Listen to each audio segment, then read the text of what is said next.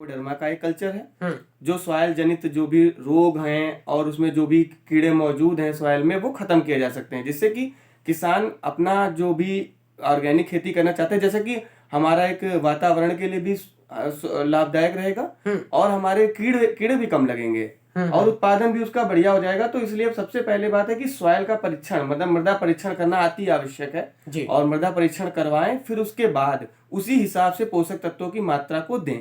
ये ना करें कि पता चले कि नाइट्रोजन की मात्रा हमारी सॉइल में, मृदा में मौजूद है, लेकिन फिर भी नाइट्रोजन का, फास्फोरस का, पोटास का और गौण सूक्ष्म पोषक तत्वों को आप प्रयोग करते जा रहे हैं। जैसे कुछ किसान हमारे देखे गए उत्तराखंड के मैदानी क्षेत्रों के, उन्होंने फास्फोरस का प्रयोग अत्यधिक कर दिया है, जिससे फास्फोरस का प्रयोग तो उन्होंने कर दिया, लेकिन अब ये सोच रहे हैं कि कौन से तत्व की कमी हो गई है, हमको अब ये उर्वरक देना पड़ रहा है। तो ये चीजों का विशेष ध्यान देना अति आवश्यक है। इसीलिए आपको सॉइल हेल्थ कार्ड जो बन रहा है, उससे आप अपनी खेत की मृदा परीक्षण जरूर कराएं। अच्छा, बीजों की भी समस्या रहती है, कई बार किसानों के पास घर में ही बीज रखा रहता है और उन्हीं की वो बिजाई करते रहते हैं। जी हाँ, तो इससे भी समस्याएं उत्पन्न बिल्कुल बिल्कुल। जैसे बीज जनित रोग होते हैं जो वो किसान भाई हमारे नहीं जानते हैं, उसके अंदर वो बीज के अंदर जो उसका अवशेष होता है कीड़े का या किसी भी बीमारी का, वो उसमें रह जाता है, जिससे कि वो बाद में उसको बुआई करते हैं तो वो फिर से आके आ जाता है, फसल में पहुंच जाता है और धीरे धीरे फिर फैलना, प्रसार होना उसका शुरू हो जाता है।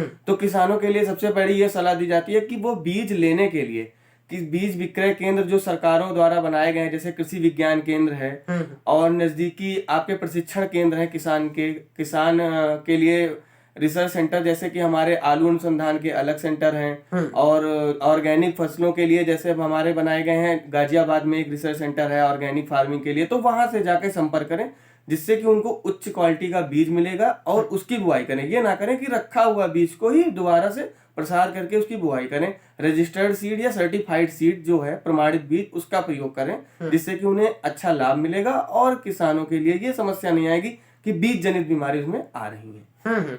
हर्षित जी, हम अक्सर देखते हैं कि हमारे किसान साथी एक ही तरह की फसलें बार बार लेते हैं। जी जी बिल्कुल। तो इससे भी समस्याएं उत्पन्न बिल्कुल बिल्कुल। अगर जो फसल चक्र में परिवर्तन नहीं किया गया, आप एक ही फसल को बराबर बो रहे हैं, तो ये हो जाता है कि कोई भी बीमारी या कीड़े उस क्रॉप के प्रति वो संवेदनशील हो जाते हैं, तो उसमें वो बार बार अपना जो है रहना शुरू कर देते हैं। जैसे कि किसी भी इंसान को एक बार वही खाना दिया जाए तो वो उस चीज का वो आदी हो जाता है। ये किसानों के लिए समझने की बात है।